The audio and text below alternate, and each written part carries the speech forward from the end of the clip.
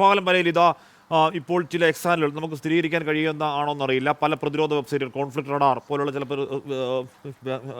ചില വെബ്സൈറ്റുകൾ ഈ പാകിസ്ഥാന്റെ അൽ ഖാലിദ് VTV ബാറ്റിൽ ടാങ്കർ അതിർത്തി കേന്ദ്രീകരിച്ച് പോകുന്നു എന്നൊക്കെ പറഞ്ഞ ചില ദൃശ്യങ്ങളൊക്കെ കാണിക്കുന്നുണ്ട്.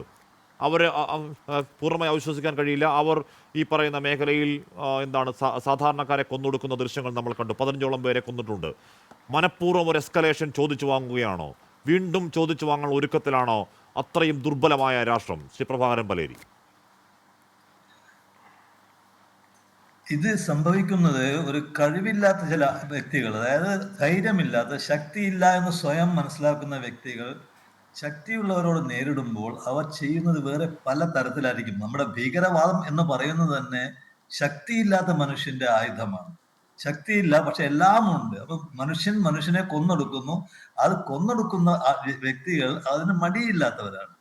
പാകിസ്ഥാനെ കൊണ്ട് ഇതല്ലാതെ വേറെ ഒന്നും ചെയ്യാൻ സാധ്യമല്ല എന്നുള്ള കാര്യം വളരെ കൃത്യമായിട്ട് എനിക്ക് പറയാൻ പറ്റും. പാകിസ്ഥാൻ മാത്രമല്ല, ഈ ലോകത്തിൽ പല രാജ്യങ്ങളും ഇതുപോലെ ഉണ്ട്. പക്ഷെ പാകിസ്ഥാനെ കൊണ്ട് നമ്മളെ ഏറ്റവും അധികം വെറുക്കുന്ന രാഷ്ട്രമാണ് പാകിസ്ഥാൻ. എത്രയോ ഇന്ത്യക്കാർ പാകിസ്ഥാനെ സ്നേഹിക്കുന്നുണ്ട്. പാകിസ്ഥാൻ എന്ന് പറയുന്ന രാഷ്ട്രത്തിൽ നമ്മളെ മാതിരിയുള്ള ആളുകളും അവിടെ ഉണ്ട്. ഞാൻ പോയിട്ടുണ്ട് പാകിസ്ഥാനിൽ, അതുകൊണ്ട് ഞാൻ പറയുന്നതും. പക്ഷെ അവിടുത്തെ ഗവൺമെന്റ്, അവിടുത്തെ ബാക്കിയുള്ള ശക്തികൾ, 5 or 6 ശക്തികൾ ഉണ്ട് എന്ന് എനിക്കറിയാം ഏതൊക്കെയാണ് ഈ ശക്തികൾ എന്ന്. അവർ ആരും അന്യോന്യം എന്താ പറയാ അടുത്ത് പെരുമാറി ചെയ്യുന്ന ശക്തികൾ. പ്രധാനമന്ത്രി ബാക്കിയുള്ളവരെ ശ്രദ്ധിക്കില്ല, ബാക്കിയുള്ളവർ പ്രധാനമന്ത്രിയെ ശ്രദ്ധിക്കില്ല. ISI വേറെ മാതിരിയാകുന്നു, ISIയുടെ ചീഫ് നാഷണൽ സെക്യൂരിറ്റി അഡ്വൈസർ ആകുന്നു. ഇങ്ങനെ പലതും അവിടെ സംഭവിച്ചുകൊണ്ടിരിക്കുന്നുണ്ട്. ഇപ്പോൾ പുതിയ നാഷണൽ സെക്യൂരിറ്റി അഡ്വൈസർ ഒരു 5-6 ദിവസമായിട്ടുള്ളൂ, പഴയ ISI നേതാവാണ്, പഴയ ISIയുടെ തലപ്പത്തിരുന്ന ആളാണ്. അതേ വ്യക്തിയും ലഫ്റ്റനന്റ് ജനറൽ ആണ്. വേറെ ലഫ്റ്റനന്റ് ജനറലും അവിടെ ഉണ്ട്, പക്ഷെ അതിനേക്കാളും സീനിയർ ആണ് സൈനിക ചീഫും സീനിയർ ആയിട്ട് വരുന്നത്. അവിടെയൊക്കെ പല വിഷമങ്ങളും പല കുഴപ്പങ്ങളും നടക്കുമ്പോൾ അവിടെ അവർ എന്താണ് ചെയ്യേണ്ടതെന്ന് അതിന്റെ കമാൻഡിങ് ഓഫീസർക്ക് ഒന്നും പറയാൻ പറ്റില്ല. അപ്പൊ അദ്ദേഹത്തിന് തോന്നുന്ന മാതിരി അങ്ങനെ ചെയ്യും. അപ്പോൾ സാധാരണ വ്യക്തികളെ പോയി കൊന്നു അവരെ കൊല്ലുവാനാണ് കൂടുതൽ എളുപ്പം. പട്ടാളക്കാരെ കൊല്ലുവാൻ അത്ര എളുപ്പമല്ല. അപ്പൊ സാധാരണ മനുഷ്യരെ കൊല്ലുന്നു. അവിടെയാണ് മനുഷ്യാവകാശം എന്ന് നമ്മൾ പറയുന്ന ഈ നിയമങ്ങളുള്ളത്. 5-6-7 നിയമങ്ങളുണ്ട് 2ാം ലോകമായത് മുതൽ. പക്ഷെ അതൊന്നും ആരും ഇപ്പോഴത്തെ കാലത്ത് വിലവെക്കുന്നില്ല. ഇവരെ പോലെയുള്ള വ്യക്തികൾ വിലവെക്കുന്നില്ല. അതാണ് പാകിസ്ഥാന്റെ പ്രശ്നം.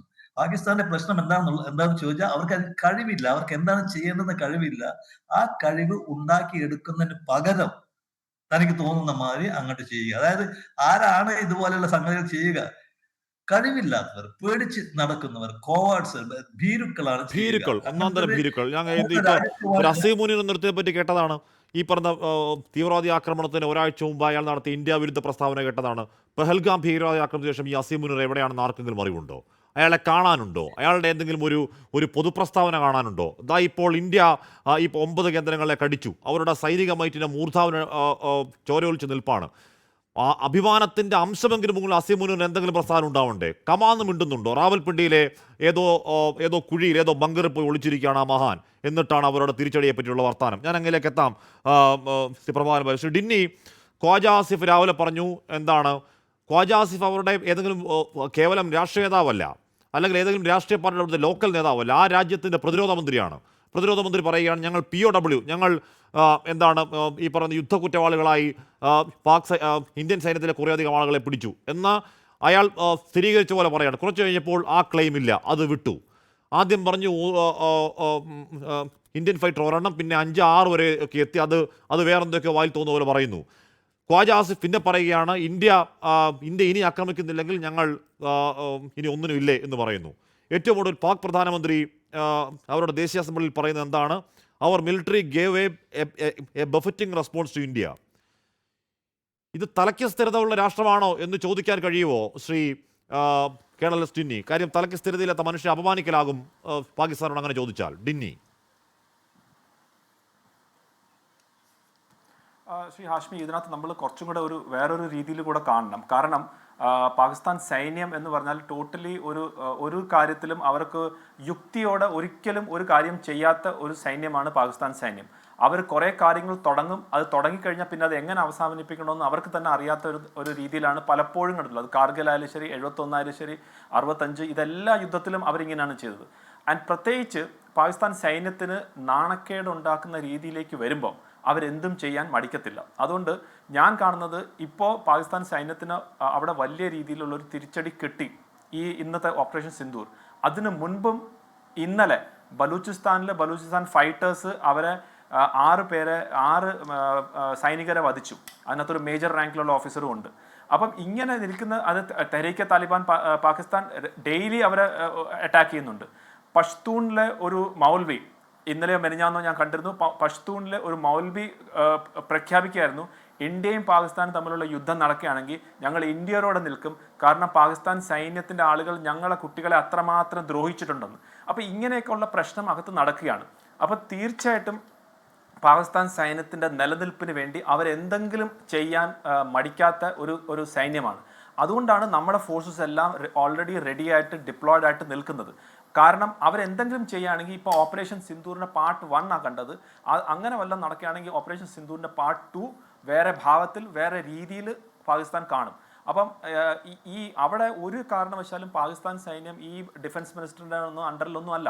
അവരൊന്നും പറഞ്ഞാലൊന്നും കേൾക്കത്തില്ല. അത് ജനറൽ അസീം മുനീർ എന്താണോ തീരുമാനിക്കുന്ന ആ രീതിയിൽ മാത്രമേ അവിടെ കാര്യങ്ങൾ നടക്കൂ.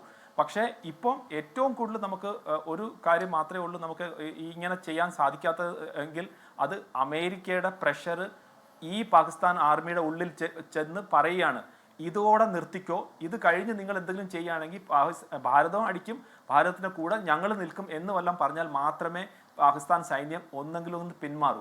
അപ്പോൾ ഈ രീതിയിലുള്ള ചർച്ചകളും മറ്റു കാര്യങ്ങളൊക്കെ അവിടെ നടക്കുന്നുകൊണ്ടാണ് ഖ്വാജ ആസിഫ് എന്തെങ്കിലും ആദ്യം പറയുന്നു, അതിന് നേരെ മറിച്ച് പ്രൈം മിനിസ്റ്റർ പറയുന്നു, അങ്ങനെയുള്ള രീതിയിലേക്ക് പോവുകയാണ്. അപ്പോൾ ഞാൻ മനസ്സിലാക്കുന്നത് ഇന്ന് രാത്രി വളരെ ക്രിട്ടിക്കലാണ്, അതുപോലെ തന്നെ നാളെയും വളരെ ക്രിട്ടിക്കലാണ്. കാരണം പാകിസ്ഥാൻ സൈന്യം എന്തെങ്കിലും ചെയ്യാതെ ഇരിക്കത്തില്ല.